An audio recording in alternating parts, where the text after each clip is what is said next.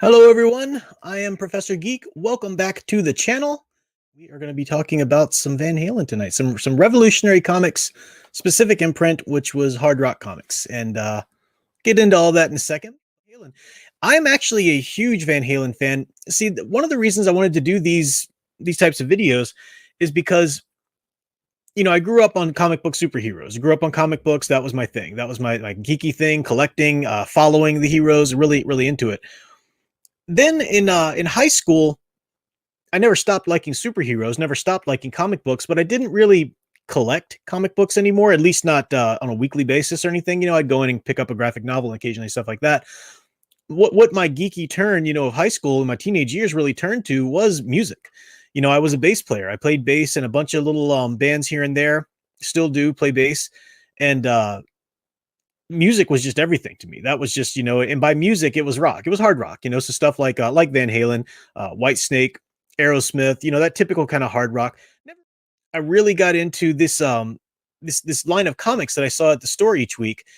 The company is called Revolutionary Comics, and I looked up a little bit of some of the stuff they did. This is they had a couple imprints here. This is one of them here. I've got there's the same thing on my thumbnail there, but Revolutionary Comics was the company's name. They started a couple imprints. At first it was Rock and Roll Comics, then they changed it to Hard Rock Comics. They had another imprint that did some pop, kind of pop sounds and whatnot. But they even had it. I just looked into it. They even had an imprint for erotica at one point, believe it or not. I didn't know that. But they had some really cool comics. Now these were biographies of the bands. They were 100% unauthorized. They actually got in some trouble because they did a comic on New Kids on the Block at one point, just to date, what time period this was, and they didn't. New Kids on the Block didn't take too kindly to that. There was like a lawsuit or whatever, and Revolutionary Comics was trying to champion free speech and stuff like that. They actually won the lawsuit, but they never re-put out the comic because they realized that their fans, their readers, didn't care about New Kids on the Block. They wanted to keep it with the hard rock stuff, Yeah, so Revolutionary Comics, Hard Rock Comics line, I would follow them and love them, picking up the little biographies. Now, they were unauthorized biographies that they would contain one story, which was as closely as they could figure to the actual band's biography. They would listen to a lot of interviews, and they really would do their research. In fact, this one here for the first Van Halen, there are two Van Halen ones. The first one covers the Roth years, and I'm going to cover both of them here. But the first one here, there's actually an interview with Sammy Hagar. Now this one starts with the beginnings, follows their career with David Lee Roth, and actually ends with David Lee Roth leaving for his solo career and Sammy Hagar joining the band. That's like the ending of it. And then the second one starts up with Sammy Hagar's tenure with the band, at least up into For Unlawful Carnal Knowledge. Sammy Hagar did an interview. It was in between For Unlawful Carnal Knowledge and Balance. And it's on YouTube. You can find it. And he's actually he talks about these comic books. He doesn't mention the name because he talks about how, there's actually a comic book out there. He said, I don't want to mention the name because we're not making money off of it. He said, it was kind of cool. He said, they didn't bother suing them because they figured they got enough money anyway. But, these people are making money off of them. But he said that this first comic tells the story. And he said they must have really done their homework because the band actually read this comic during Sammy Hagar's time, and they were all saying, did we actually say some of that in interviews? How did that guy know that? I mean, down to the stuff that they actually said, in phone conversations and whatnot around the time that Roth was leaving and Sammy Hagar was being hired and everything like that. It was really sweet. So they, and you can imagine, of course, they ended up saying that in interviews. When you're as famous as Van Halen and you're interviewed all the time, I mean, every city, you can't keep track of all the things you say. So anyway, the people writing the comics did their due diligence. They did their research, which was awesome. So it would each comic issue of whatever band would feature one good long story, and the art was pretty decent in that story. Like I said, I showed you some of it here. Sometimes they were in color. Let's see. I'm trying to find a good image in here. This is the story here of they did a tour, a concert with Sammy Hagar when he was a solo act, but this was the famous moment when the guys from Van Halen actually it appeared that they parachuted into the venue to start. It was actually some professional paratroopers who parachuted in, and they jumped into a van, and then out from the van jumped Van Halen. But it was a pretty sweet gimmick, it was cool. So the art like that is really great. Now after this story that features the biography, Then there's usually a short little story of like a Mad Comics kind of parody, sort of making fun of the band or something like that. So and the art to that, the art in those kind of vary, as Mad Magazine, the artists, they don't really hire the greatest artists to do the little parody things, the well, here's an example, this was a little parody at the end of this Van Halen one. It's like that art, that's not that's not good proportions. That's, it's stylized, if you like something like that, whatever. But that was typically issue to issue what each one was, which one, consisted of. Cultural icons, because I deal with cultural mythology. Well, we mythologize our celebrities big time. I mean, Van Halen, the band, and then certainly Eddie Van Halen, he's a mythological character in our cultural mythology.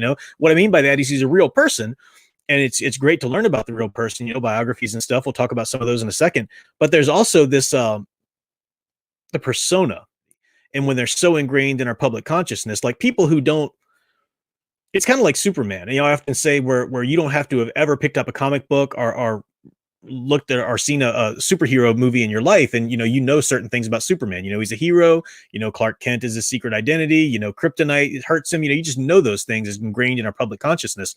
Same thing with Van Halen. I mean, I've talked to some of my students when we used to do analyses of music videos, just to kind of get them, in critical analysis mode and thinking.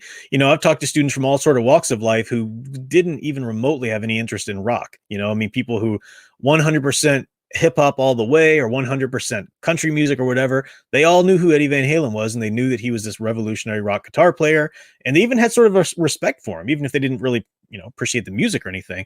So it's a cultural icon, it's a mythology. So that's kind of how I'm justifying talking about these. And the comics are rare. They're not, they weren't Revolutionary Comics wasn't a huge company. In fact, the guy who started the company, I forget his name, was actually murdered tragically.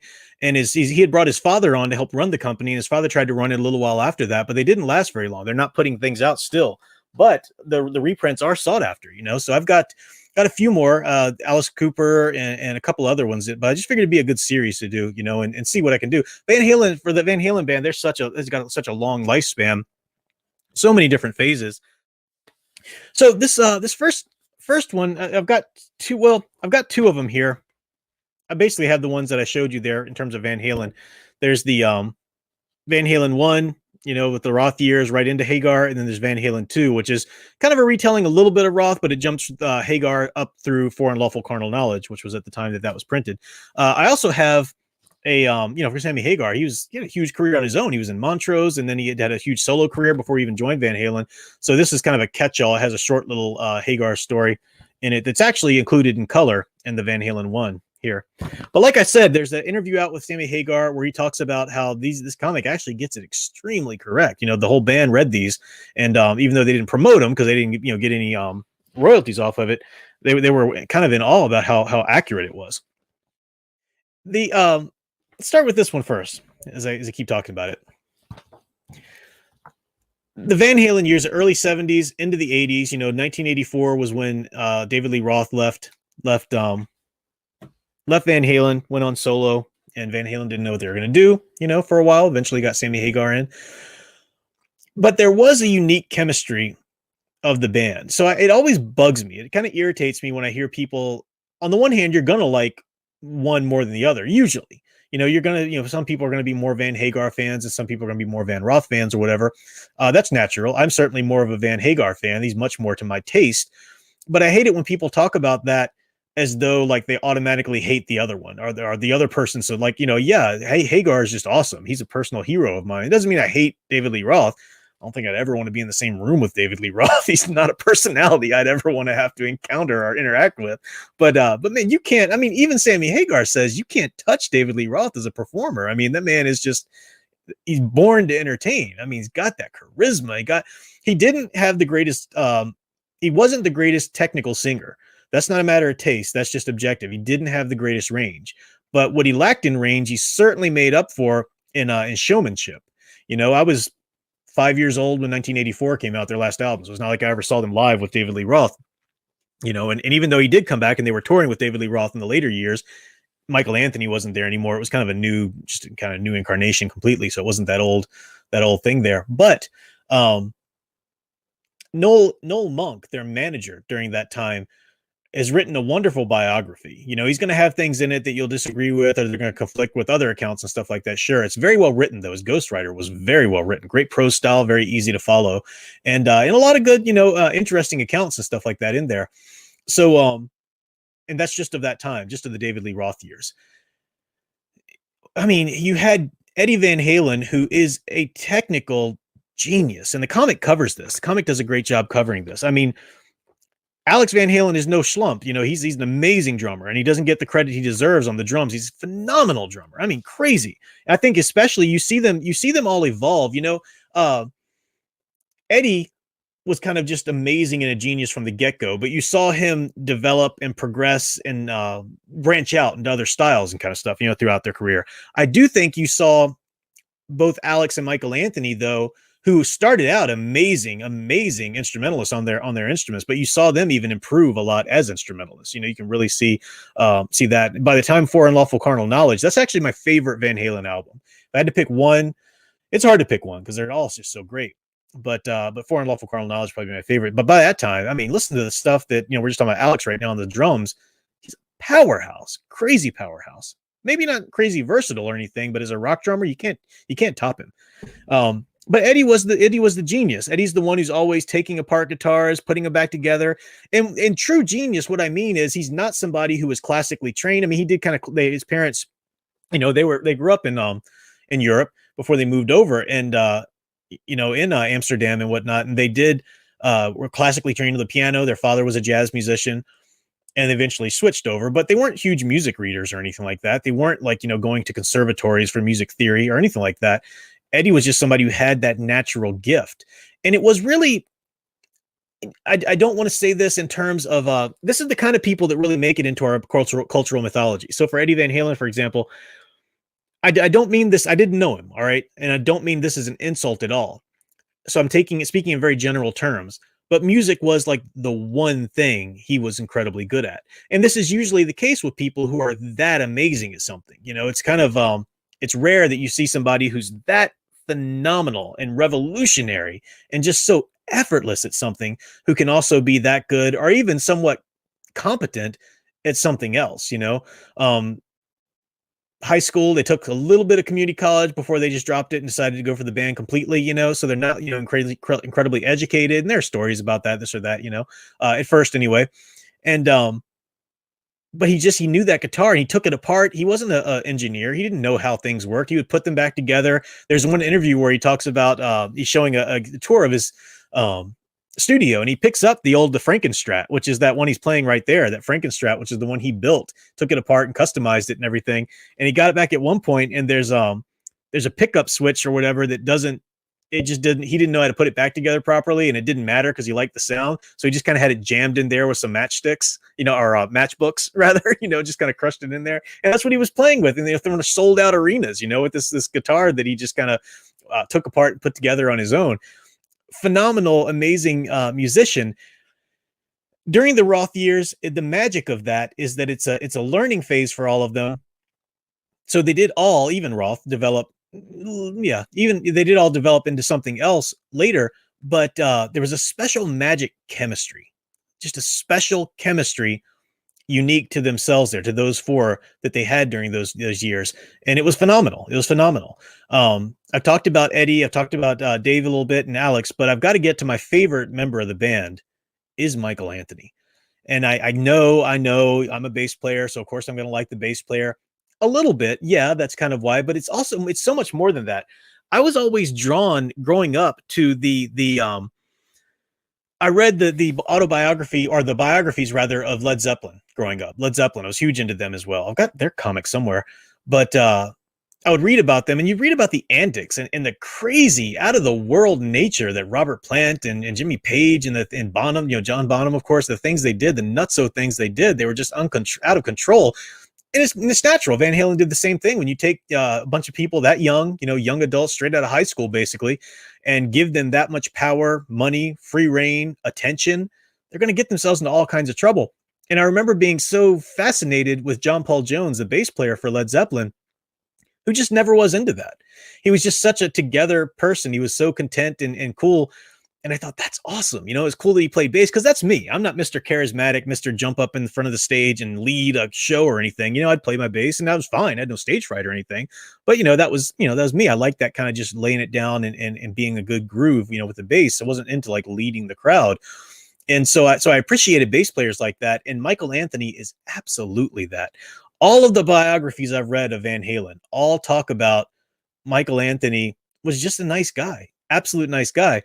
He's not like one of he doesn't have the tempers. He didn't get into it with other pianists, even when they attacked him, and they would bully him sometimes, when this or that member of the band got a little too high or big for their britches, and whatever, they'd bully poor Mike, but he was just such a cool guy. He already had that contentment in his life. He didn't need to spit on other people to get it.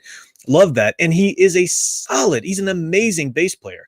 It kind of ticks me off that every time Michael Anthony comes up in like a Van Halen retrospective, and let me just, know you're talking about Van Halen, Michael Anthony, the bassist right there. This was him in the Roth years. There he is. There. I like that they for these comics books, they would take actual promotional photos of the band. There's Michael Anthony. Whoop, there. Sorry. They would take promotional photos of the band, and the artist would recreate him. So it's pretty sweet. But he's an amazing bassist. He really is. He's solid. That's the kind of bass playing that I like. I'm not, when it comes to bassists, if you are a bassist, Crispy, you probably know what I mean. If you're a bass player and somebody's like, "Oh, you're a bass player. Can you play that song by Rush? Can you play that song by Red Hot Chili Peppers? Play the Seinfeld intro." The average person doesn't really get bass, and they think that if you're a bass player of worth your salt, you're automatically going to start whipping out some solo or something like that, or playing some crazy nut job, slapping all around or something like that. That's a certain kind of bass playing, but it's not to my taste at all. I can't listen to Rush or even Red Hot Chili Peppers for that long. It's a wonderful, they're amazingly talented. I'm not saying anything bad about it, but I like bass that actually does the job of bass in a song, which is to bridge the drums and the guitars, bridge that with harmony, lay down the groove, know when to pick your runs, know when to kind of shine and fill in holes, but also know what notes not to play, know when to hang back. That's so important. And for that kind of bass playing, it takes that personality of a Michael Anthony or a John Paul Jones. It takes that kind of personality. That's what I love. I just get so excited when I'm listening to a song and I hear the bass. It's jiving with the drums so well, and it's picking the fills. It's filling in where it wants to, but it's not about, look what I can do. That's the guitarist. That's the singer. The bass is there, more worried about the overall sound. And Michael Anthony's amazing. So it kind of ticks me off when people are like a Van Halen retrospective and they get to Michael Anthony and they automatically go to, and Michael Anthony, a lot of people don't realize his backing vocals were just amazing. They were the signature sound of Van Halen. All of that's true. And I'll talk about that in a second. Come on. Are you not going to talk about his bass playing? His bass playing is amazing. And it's usually people just aren't educated enough about music and how it comes together to either really understand the bass's role in a song or to understand that type of bass player who's really there to fill in, to add to the sound, not to stand out as a lead person, Anyway, you had that magic chemistry of these four, which was just phenomenal. You go and you can look up, like I said, I was 5 years old when 1984 came out, their last album together with this combo. So it's not like I ever saw them live, but you can look at the videos, YouTube. The great glorious thing about YouTube is so much of this is at your fingertips, music and videos of live shows. It's just phenomenal. These bands are great. I am going to do, like I said, it's kind of hard just to focus on the Roth years because I'm such a Van Hagar fan, but I want to do it as justice. So I think I might wait and talk about that.